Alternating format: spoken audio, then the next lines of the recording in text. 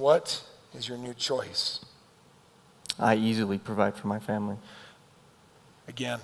I easily provide for my family. Again. I easily provide for my family. I am limitless.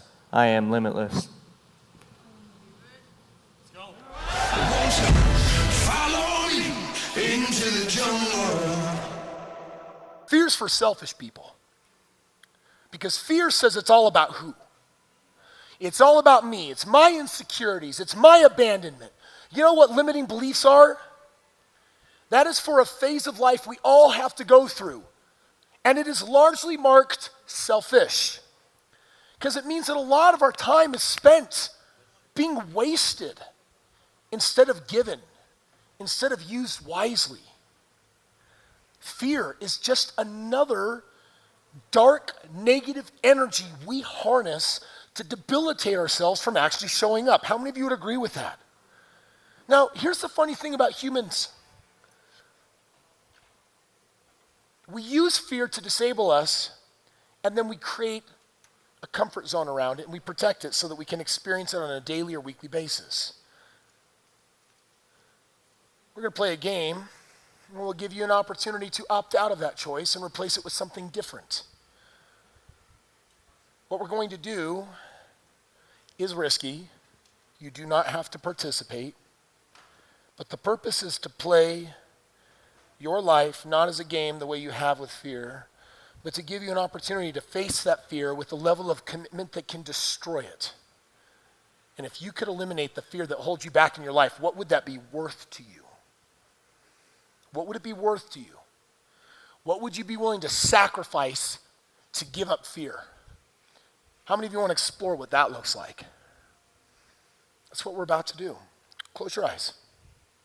Deep breath in through the nose. And exhale. And another deep breath.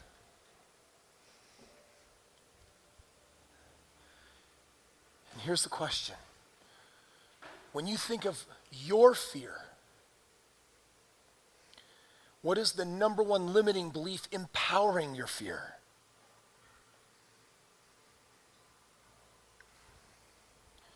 What is the belief inside of you that you agree with that enables your fear to show up and wreak havoc? Do you like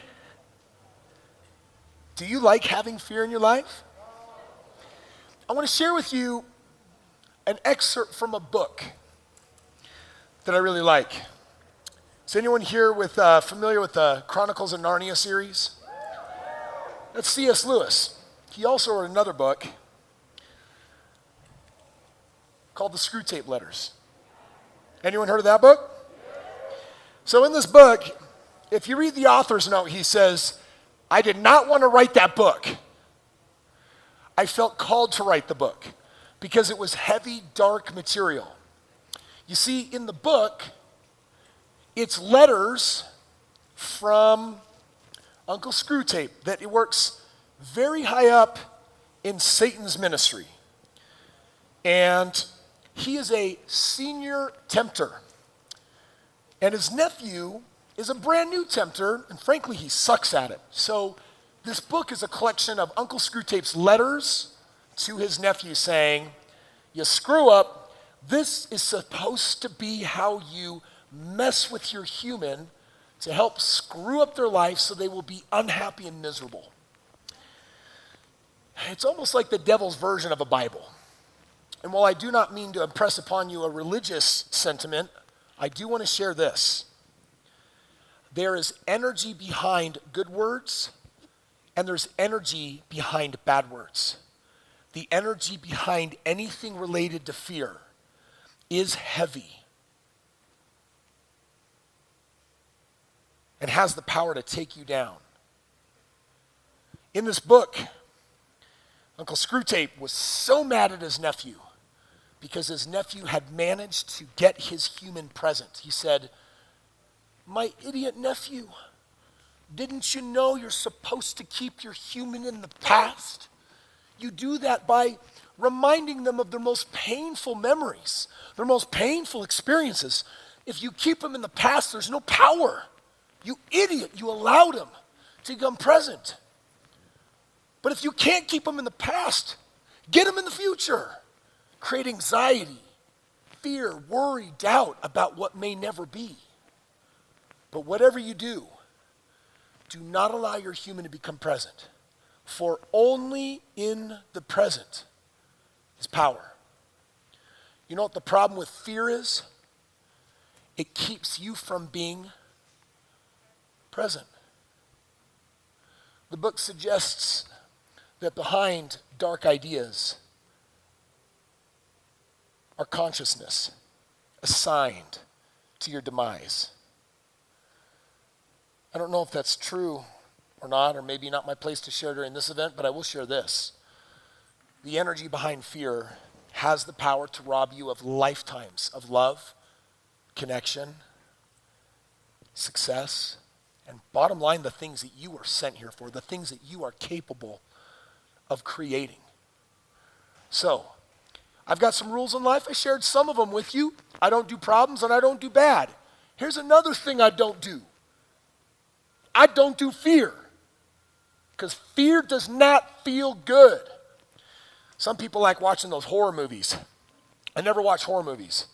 How many of you ever watch a horror movie and then for like nights after and weeks later and months later, you're like, ooh, I got the heebie-jeebies, and I look around my dark corner alleyways and I'm afraid something's gonna like wake up in the night or something bad's gonna happen. You know, who knows what I'm talking about?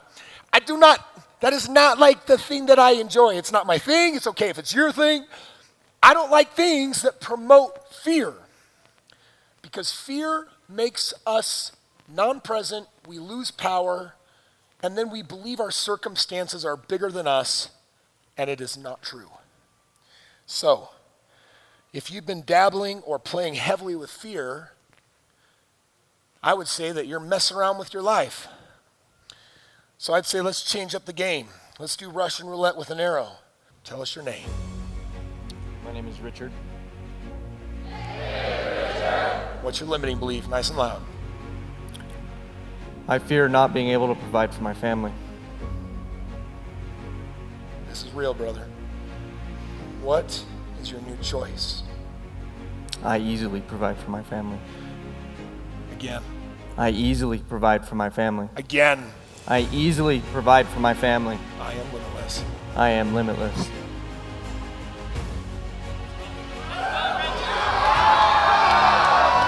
What's up?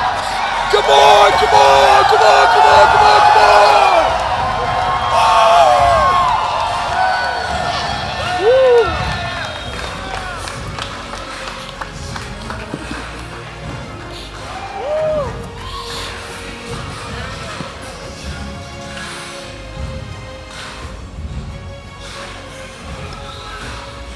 Can I just ask you, how do you feel? Woo, I feel amazing.